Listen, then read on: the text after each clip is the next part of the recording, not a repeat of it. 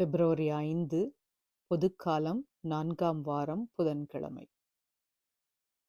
புனித மார்க்கு எழுதிய நற்செய்தியிலிருந்து வாசகம். அதிகாரம் 6 வசனங்கள் 1 முதல் 6 வரை. இயேசு தொழுகைக்கூட தலைவரின் வீட்டிலிருந்து புறப்பட்டு தமது சொந்த ஊருக்கு வந்தார். அவருடைய சீடரும் அவரை பின்தொடர்ந்தனர். ஓய்வு நாள் வந்தபொழுது அவர் தொழுகைக்கூடத்தில் கற்பிக்கத் தொடங்கினார். அதை கேட்ட பலர் வியப்பில் ஆழ்ந்தனர். அவர்கள், இவருக்கு இவையெல்லாம் எங்கிருந்து வந்தன? என்னே இவருக்கு அருளப்பட்ட ஞானம்? என்னே இவருடைய கைகளால் ஆகும் வல்ல செயல்கள்? இவர் தச்சர் அல்லவா? மரியாவின் மகன்தானே? யாக்கோபு, யோசே, யூதா, சீமோன் ஆகியோர் இவருடைய சகோதரர் அல்லவா? இவர் சகோதரிகள் இங்கு நம்மோடு இருக்கின்றார்கள் அல்லவா என்றார்கள்.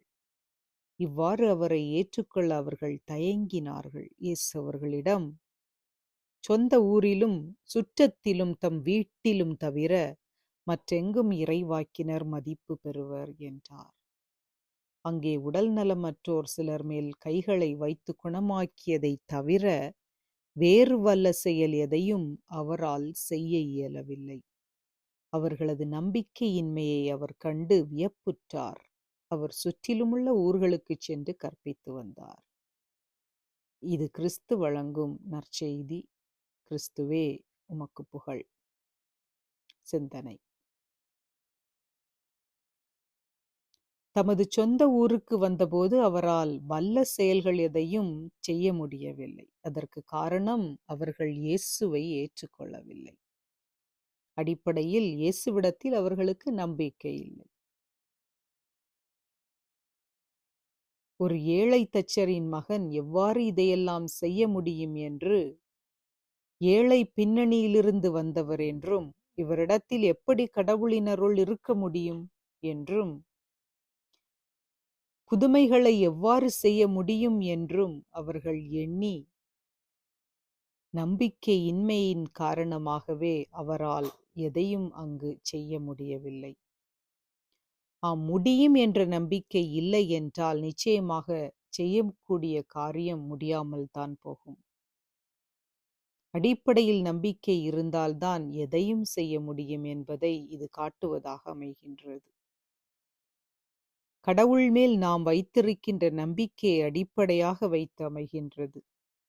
எந்த ஒரு மனிதர் கடவுள் பக்தியோடு இருக்கிறாரோ, கடவுள் நம்பிக்கையோடு வாழ்கிறாரோ, அவர் தனது வாழ்வில் எல்லாம் முடியும் என்று நம்புகிறார்.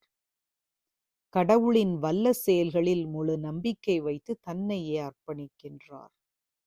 நமது வாழ்வில் நம்மால் எதையும் செய்ய முடியும் என்று நாம் முழுமையாக நம்ப வேண்டும். அதற்கு அடிப்படையில் கடவுள் நம்பிக்கை இருக்க வேண்டும்.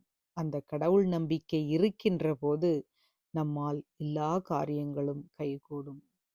அந்த நம்பிக்கையை வளர்த்து கொள்வோம். அதற்காக இன்று இறைவனிடம் ஜெபிப்போம். அன்பின் இறைவா, உம்மை போற்றி புகழ்ந்து ஆராதிக்கின்றோம் அப்பா. உழைப்பின் மாண்பை வெளிப்படுத்திய அன்பு இயேசுவே,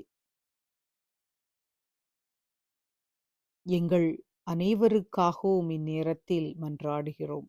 நீர் எங்களுக்கு கொடையாக தருகின்ற எங்கள் குடும்ப உறுப்பினர்களுக்காகவும் உடன்பிறப்புகளுக்காகவும் மன்றாடுகின்றோம்.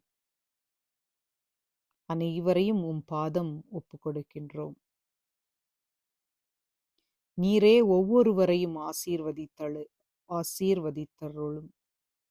நாங்களும் இறை ஆட்சிக்கு தகுதி பெறுவதற்கு எங்களுக்கு தடையாக இருக்கும் முற்சார்பு எண்ணங்கள்,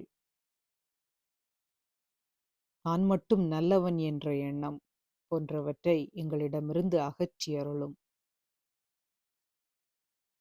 அனைவரும் நல்லவர்கள் என்ற எண்ணத்தோடு எங்கள் உள்ளிருக்கும் தேவையற்ற முற்சார்பு சிந்தனைகளை எங்களிடமிருந்து அகற்றி அருளும். எங்களை இறை ஆட்சிக்கு தகுதி உள்ளவர்களாக்கும். அதன் மூலம் நாங்கள் உம்மிடம் மிகுதியான நம்பிக்கை கொண்டு வாழ வேண்டி இறை அருளால் எங்கள் ஒவ்வொருவரையும் வழிநடத்தும். உமக்கே புகழ், உமக்கே மாட்சி, உமக்கே நன்றி. ஆமென்.